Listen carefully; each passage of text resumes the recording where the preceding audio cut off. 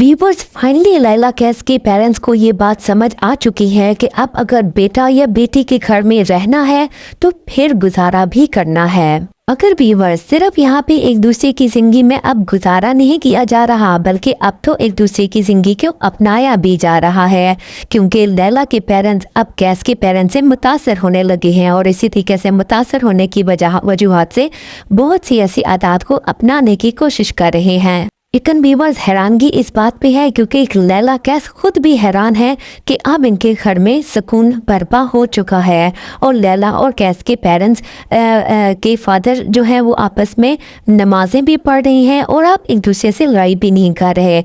मगर अब कैस के ऊपर एक और मुश्किल आन पड़ी है क्योंकि बॉस की खुद बेजा हरकतों की वजह से उसने ऑफिस से रिज़ाइन ले लिया है और वो घर आके जब ये परेशानी अपने घर वालों को बताता है तो परेशानी तो वहीं रह जाती है, लेकिन जो उन्होंने घर अलॉट किया हुआ था वो भी अब उनसे बॉस बहुत जल्द घर भी लेने लगा है। तो व्यूअर्स, जब कैस लैला को अपनी परेशानी बताता है तो लैला उसको इम्पोर्टेंस देने के बजाय उसको अनइम्पोर्टेंट समझती है और वो जॉब पे चली जाती है। मगर जब वो वापस आती है तो कैस उससे बहुत ज़्यादा नाराज होता है। लेकिन अब व्यूअर्स, क्या होने वाला है, क्योंकि जब लैला कैस के पास घर ही नहीं रहेगा तो फिर क्या वो लैला के पेरेंट्स के पास जाएंगे या कैस के पेरेंट्स के पास जाएंगे। उसी तरफ व्यूअर्स, लैला और कैस की ही पूरी स्टोरी दिखाई जा रही है, जबकि हमीद और मजीद का जिक्र तो है ही नहीं ड्रामे में।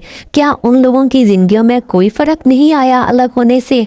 अलग होने का मतलब ये नहीं होता कि माँ बाप से बिल्कुल ही रब्ता ख़त्म किया जाए। अगर व्यूवर्स, इस ड्रामे की एंडिंग में सबसे मेन बात, क्या अब लैला कैस की जिंदगी में जो सुकून बर्पा हुआ था, क्या वो सुकून अब फिर से ख़त्म होने को आ रहा है? तब तक मेरे चैनल को लाइक एंड सब्सक्राइब कीजिए।